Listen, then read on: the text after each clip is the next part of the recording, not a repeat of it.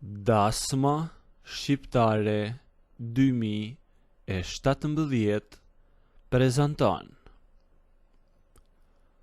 Jam një grua 51 vjeçe dhe prej disa vitesh jetoj krejtësisht e vetme. Djalin e kam jashtë shtetit. Ai ka ndërtuar jetën e tij atje, ka punën e tij dhe unë nuk dua të bëhem barr apo ta shqetësoj. Por jeta e vetme në këtë moshë ka vështirësitë e veta të përditshme. Për çdo gjë që më duhet të kryeja, më duhej televizja në këmbë. Për të bërë pazarin e javës, ngarkoja qeset e rënda dhe prisja në stacion të autobusit. Kur binte shi, apo kur kisha për të blerë gjëra më të mëdha, detyrohesha të merrja taksi. Taksit kushtojnë shumë dhe unë fillova të lodhem nga kjo rutinë. Nuk kisha më asnjë lloj pavarësie. Një mbrëmje, kur po flisja me djalin në telefon, nuk durova më dhe i thash: "Të keqe nëna, a ka mundësi të më blesh një makinë të vogël? Jam lodhur duke u tërhequr rrugëve me qesen e duar e duke pritur autobuset." Djali nuk ma prishi.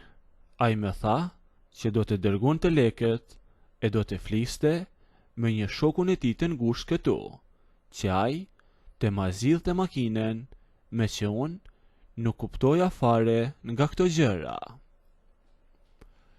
Pas disa ditësh, shoku i djalit më merr në telefon dhe më thot që e kishte gjetur makinën. Ishte një makinë modeste e vogël, fiks për përdorim brenda në qytet. Atë pasdite, ai erdhi dhe e parkoi makinën poshtë shtëpisë time. E unë zbrita poshtë, e shoku i djalit doli nga makina e më dha çelsat në dorë. Ishte një djalë i pjekur, i veshur mirë dhe shumë i sjellshëm. "Eja," më tha ai, "eja bëjmë një xhiro me makinën e re. Ta shohësh se si ecën."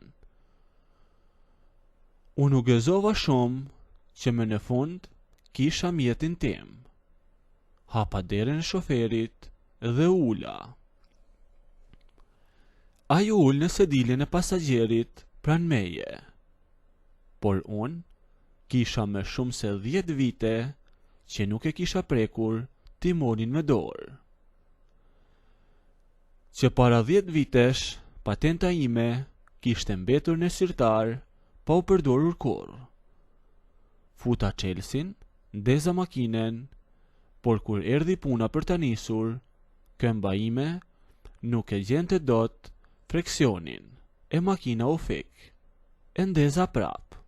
U mundova t'i jap gaz, por u fik sërish. Njerëzit mbrapa filluan t'i binin boris dhe unë u vura shumë në siklet. Pas kam harruar fare, i thash atij, "Nuk e nis dot." "S'ka problem," thaj, "pas ke harruar si jepet makinës, por ke nevojë thjesht për praktik." "Do ta bëjmë kështu," thaj. "Çdo pasdite, kur unë të dal nga puna, do të dalim bashk dhe do të ta mësoj unë derisa ta marrësh dorën plotësisht," më tha shoku i djalit. E unë pranova. Që të nesërmen pasdite, ai erdhi përsëri poshtë shtëpisë ime. E këtë herë shkuam në një rrugë më të qetë, pa shumë trafik.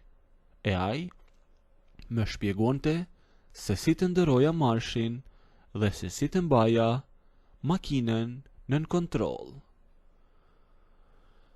Por ndërsa unë isha e përqendruar tek makina dhe tek rruga, ai e ktheu bisedën diku tjetër. Filloi të më fliste, tashmë jo më për makinën. "Nuk e kuptoj si rri gjithë ditën vetëm," më thaj. Unë shikoja drejt e nuk e ktheva kokën nga ai. Ashtu ka ardhur jeta, i thash. Djali andej e unë këtej. Po ti je shumë e mbajtur, e shumë e bukur për të mbyllur në shtëpi, me thaj. Por me që nuk del, me thirr ndonjëherë për kafe në shtëpi. Rrim bashk, kalojmë kohën, sepse besoj që ti mërzitesh vetëm, me thaj. Por në fytyrë kishte një buzëqeshje teksa mi thoshte këtë fjalë.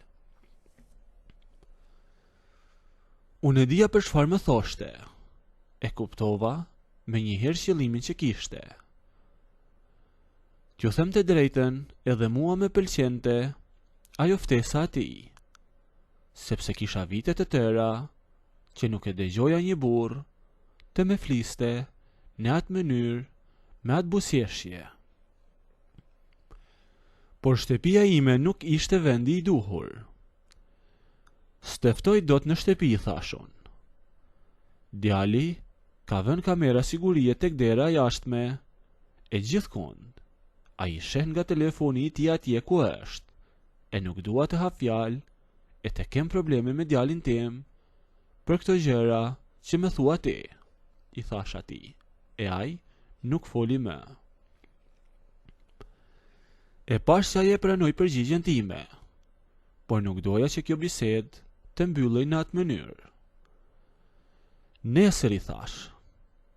Nëse do, nesër kur të dalim, do të shkojmë tek ndonjë lokal vetëm sa të marrim nga një kafe me vete, hipim në makinë e shkojmë në dajt. Aty ka ajër të pastër dhe mund të bisedojmë të qetë. Edhe më mirë ashtu, thaj, ashtu doja bëjmë. Të nesërmen pasdite, ai erdhi në orarin që e kishim lënë. Makina ishte aty, ne morëm 2 kafe në gota kartoni tek një lokal pranë rrugës kryesore, e i vendosëm tek mbajtëset e makinës. Këtë herë makinës po jepte ai, sepse rruga për në dajt ka mjaft kthesa dhe unë nuk isha gati për atë lloj rruge. Ecëm për rreth gjysmë ore, ndërsa bisedonim gjërat e thjeshta gjatë rrugës. Kur unë gjitëm lart, ai nuk e parkoi makinën tek restorantet aty ku kishte lëvizje, por e ktheu makinën në një rrugë tjetër dhe e futi thellë mes pishave. Aty nuk kishte asnjë njeri. Fiku makinën aty në mes të pyllit. Tani nuk kishte më justifikime dhe asnjëri nga ne nuk po fliste më për leksione makine. Që kur të kam para dit, kur ule poshtë në obor që të solla makinën, se kisha fare mendjen të makina që të bleva. Doja vetëm të gjeja një arsye që të rinim bashkë çdo ditë, me thaj. Unë jam grua në mosh, i thash. I kam kaluar të 50-at, kështu që nuk i hyj lojrave. E po unë nuk të thash për loj, thaj. Unë shoh që një grua që ti je e di se çfarë do dhe që i mungon dikush t'i qëndroj afër.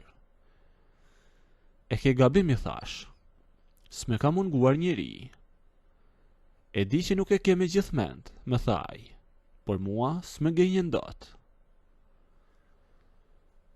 Ai lëvizi në sediljen e tij, u ofrua drejt meje, me vendosi duart në shpatulla e me puthi në buzë.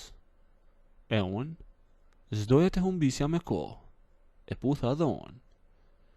Të gjitha ato fjalë që kishim shkëmbyer, sollen pikërisht atë që kishim kërkuar që të dy. Filluam të putheshim aty në makinë, por ishim mjaft ngushtë. Kështu që pas pak, unë shkeputa puthjen nga ai e i thash, eja të dalim jashtë. Hapim dyert e makinës, dolem të dy në ajrin e pastër të pyllit. Shikuam rreth rrotull dhe u siguruam që nuk kishte asnjë njeri aty. E shkuam pas një druri të një pemë pishe. U ulem pas atij druri. E vazhduam të putheshim përsëri edhe një herë. Nëse doni të ndëgjoni historinë deri në fund, bëjini videon like, a nëse nuk doni, abonohuni ose bëjini subscribe.